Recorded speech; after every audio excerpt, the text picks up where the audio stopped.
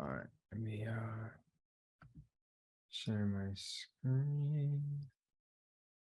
All right, so I actually already analyzed the charts for the week. So I already got my top uh 5 for the week. So this should be pretty simple. Which country am I from? I was born in the United States in Miami, but my family is from Cuba. My dad came to Miami in a raft, my mom in a plane. So yeah, I'm Cubano. I actually didn't know how to talk English. I learned how to talk English. My main language is Spanish. So all right, cool. So do you think the market makers are genuinely watching you? No, not at all. No, that was just a joke. Yeah, I don't think the market makers are watching me at all. Like I am by far a very small fish to them. Yeah, not at all. Not at all. I would say just yeah, no, like not at all. Not at all. To me, yeah, no, for sure. All right, so let's start off with USD JPY. Obviously, you guys remember what we were looking for last week. If you guys just go look at the clip from last week, we were expecting for a retracement to come back into this area to retest to then go to the upside. Obviously, we did get a pullback, but not as far as we wanted to. Our alarm was at this point right here, or a little bit above, right around this area. The alarm never hit, never got into the trade. It is what it is. There's nothing we can do. NZD JPY, same thing. We had an alarm somewhere around here because we were expecting for this time frame to have a retracement into this area. We never got it. It is what it is. You move on. What matters is that we were right in the direction, right about the move, right about everything. We just couldn't get an entry. And that's totally fine because this shows me confidence that when the next trade that pops up and it looks very similar to this one, and when it does give me the pullback, it gives me 10 times more confidence to take it versus not. So when these type of things happen that the trades take off without me getting inside of it, if anything, it just motivates me, right? Because it shows that what we're looking for is actually happening and it's respecting it, right? AUD CAD, I'm sure you guys saw this is the entry that I got last week. I literally told you guys right at the beginning of the week, I'm like, all right, guys, we have this left head, right shoulder. I'm just going to wait for the break under it. Once we get the break under, we enter the trade. My stops were, I think, like 20 something pips. My take profit was around here. Oh no, it was right here. I closed for almost a 1 to 3. I closed a little bit above. If I would have actually held, I would have maybe been able to squeeze out a little bit more because you can tell it dipped a little bit lower. But I wanted to get out at this very strong daily level of support, and used as resistance in the past. So I could have squeezed it out a little bit more. Let's say I would have closed at this body, I would have gotten an extra 1 risk to reward. But truthfully, I was more than happy with what I got, right? So obviously, this week we're looking for continuation sells. But before that, so last week we went 3 for 3. So all 3 trades that I predicted happened. We just only managed to get into one of them. So I only took 1 trade last week and it was a win, which was this one. You guys are seeing how every single week I come back in here and I just catch 1 trade, 1 solid trade, and that's it. That's what I do. Out of all these pairs right here, I just want one. I want 1 solid trade, and that's more than enough, right? If you obviously get the risk for reward. So for this week, I have all of these in order. I have Euro JPY, AUD CAD, UJ, Euro AUD, and GU. So Euro JPY, weekly bullish engulfing, rejection from this structure point. Daily time frame, we are bullish as well. And the 4-hour, we are bullish. We got 3 time frames in sync. I basically just want this to come down into here and give me that right shoulder, whether it's here or whether it's going to be here. I really don't care where it is.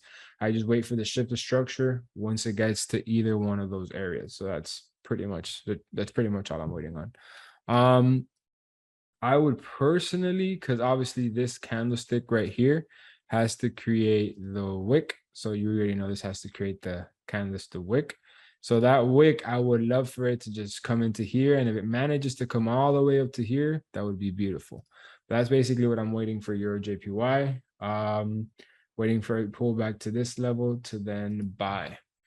AUD CAD. So I'm looking for continuation sells following this week. I think this weekly candlestick can get a very nice fill. I think we could fill this candlestick very nicely, like fill the whole entire thing. I've talked about this many times. Whenever you get a wick candlestick in the direction, you usually fill it. Wick candlestick in the direction, you usually fill it. Wick candlestick, you fill it. Like whenever you get a wick in the movement, see a wick, fill it, wick, fill it. Like I could go on for days with these examples. So I think this next week we're gonna fill it.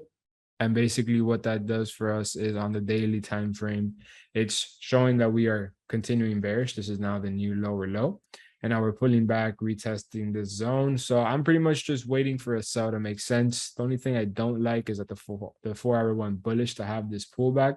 So the only way for me to take a sell is if we break under this zone, retest it to then take the sell to the downside, because I don't want to sell right into the strong level of support. It is clearly respected. So I need a daily body candlestick closure under, then I wait for that wick pullback, and then we sell. And then we got USD JPY. Obviously, we couldn't get it last week. It is what it is.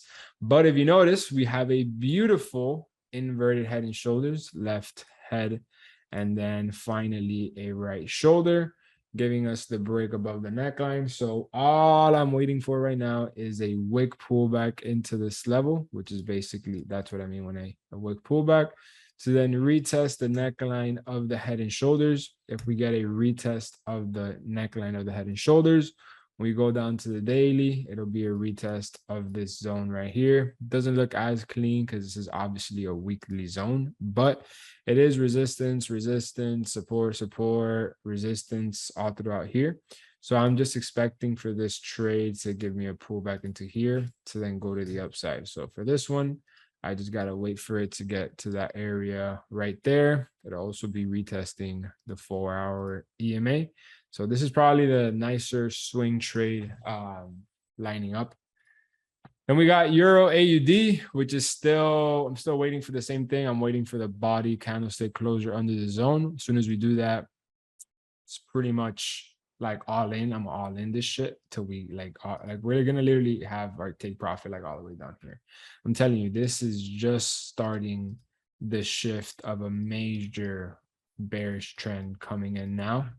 For probably like 2-3 months, it's gonna same way how we did it for here bullish. It's gonna do it for now bearish. So I'm waiting for, like I explained last week, I'm just waiting for this break retest under to sell. So literally just waiting for the same exact play right here, just to happen right here. Have you noticed it's the same exact move? Shit. It's the same exact move, but I'm just waiting for it to happen like this. So it's the same one here, but I'm waiting for it to happen here. And then GU, same exact thing. I'm just waiting for the break under to then sell, because I think this can have a pullback maybe to here, maybe all the way to here. I do like how the weekly is above this for buys, but the daily time frame is bearish, and we are having a left head, right shoulder. We are retesting on the lower time frame, and you can just see the waves, how the waves are just going up, and now the waves are kind of not going up as clean anymore. You could just see it right there. So that's your first indication that it's going to start heading to the downside. But this is our last one that we're mostly interested in, right?